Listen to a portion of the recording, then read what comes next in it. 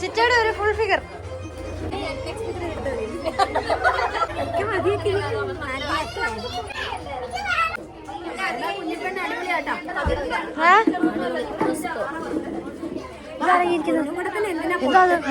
Guys, ഇത്രയും വലിയ അഭിപ്രായങ്ങൾ എനിക്ക് വന്നിട്ട് ഞാൻ റെസ്പോണ്ട് ചെയ്തില്ല ഗൈസ്. കണ്ടോ, ഞാൻ വേറെ വീഡിയോ എടുക്കുന്ന തിരക്കിൽ അങ്ങനെ പോയി. അപ്പം ഞാൻ ചിറ്റമാർക്ക് താങ്ക് യു ഒന്നും പറഞ്ഞില്ല കേട്ടോ. ചിറ്റമാരെ താങ്ക് യു. ഞാനിപ്പോൾ ഈ വീഡിയോ കാണുമ്പോഴാണ് ഇങ്ങനെയൊക്കെ ചിറ്റമാർ കമൻറ്റ് ചെയ്തു എന്നുള്ളതൊക്കെ കാണുന്നത് ഇപ്പോഴാണ് കേട്ടോ. പിന്നെ എല്ലാവരെയും ഒന്നിച്ച് കണ്ടതിൻ്റെ ഒരു സന്തോഷം എനിക്ക് ഈ വീഡിയോയിലുണ്ട്. കാരണം മിക്ക പരിപാടിക്കും ഞാൻ നാട്ടിലുണ്ടാവാറില്ല. അപ്പോൾ ഇന്ന് മാളുവിൻ്റെ കല്യാണ തലേന്നാണ് ഗൈസ്. അപ്പം എല്ലാവരും നമ്മുടെ പരിപാടിയിലോട്ട് എല്ലാവർക്കും സ്വാഗതം ഗൈസ്. കുട്ടിക്കളികളും ആഘോഷങ്ങളുമായി അച്ഛന്മാരുടെ ചെറുകിൻ കീഴിൽ കളിച്ചിറങ്ങുന്ന മാളു നാളെ മുതൽ പൊതുജീവിതം ആരംഭിക്കുമ്പോൾ ഭാവിയിൽ അവരുടെ ജീവിതത്തിൽ ഐശ്വര്യവും സമൃദ്ധിയും ഉന്നത വിജയങ്ങളും ഉണ്ടാകട്ടെ എന്ന് സർവേശ്വരനോട് പ്രാർത്ഥിച്ചുകൊണ്ട്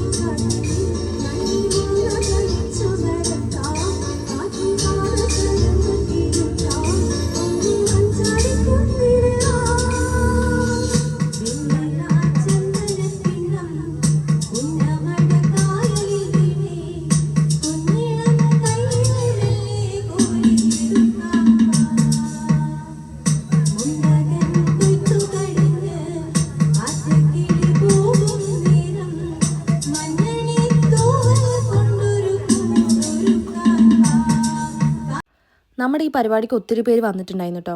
മാളും അമ്മയും ഒക്കെ ഇങ്ങനെ ഭജൻ ടീംസിലൊക്കെ ഉള്ളത്. അപ്പോൾ അവരുടെ ഫ്രണ്ട്സാണ് വന്ന് ഈ പാട്ടൊക്കെ പാടിയത്. പിന്നെ മാളു ആണെങ്കിലും ചിറ്റയാണെങ്കിലും അങ്ങനെ കുറച്ച് കസിൻസ് ആണെങ്കിലും പാട്ടൊക്കെ പാടിയിട്ടുണ്ടായിരുന്നു കേട്ടോ. പിന്നെ ഇത് കുറച്ച് ഹിന്ദിക്കാരാണ് ഇവിടെ അമ്മയുടെ കൂടെ പണിയെടുക്കുന്നവരാട്ടോ.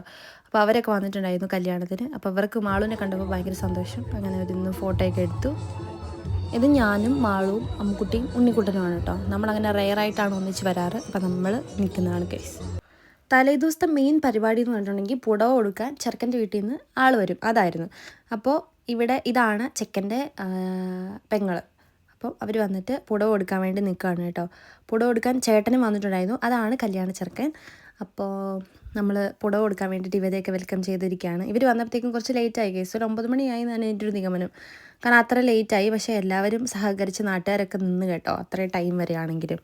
അങ്ങനെ നമുക്ക് പുടവ കൊടുക്കാൻ വേണ്ടിയിട്ട് അവരെ വിളിക്കാം കേസ്.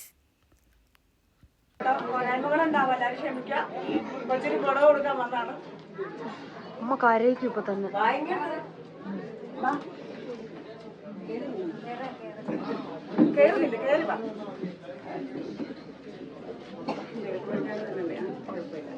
വിളക്ക് തൊട്ട് വിളക്ക് തൊട്ട്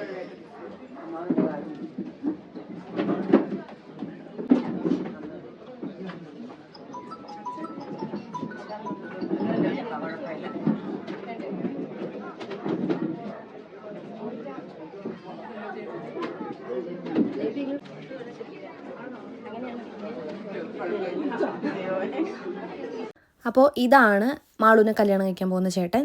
അപ്പം ഇവരെല്ലാം വന്നു, പുടവയെല്ലാം കൊടുത്തു. നെക്സ്റ്റ് പരിപാടി ഫുഡ് കഴിക്കാനായിരുന്നു. സാധാരണ ഞാൻ മാളുവിൻ്റെ കൂടെയാണ് ഫുഡ് കഴിക്കായിരുന്നെങ്കിലും കല്യാണം പ്രമാണിച്ച് ഞാൻ ചേട്ടന് വേണ്ടിയിട്ട് സ്ഥലം വിട്ടു കൊടുത്തു കേസ്. അപ്പോൾ അവർ ഫുഡ് കഴിക്കാതിരിക്കുകയാണ്.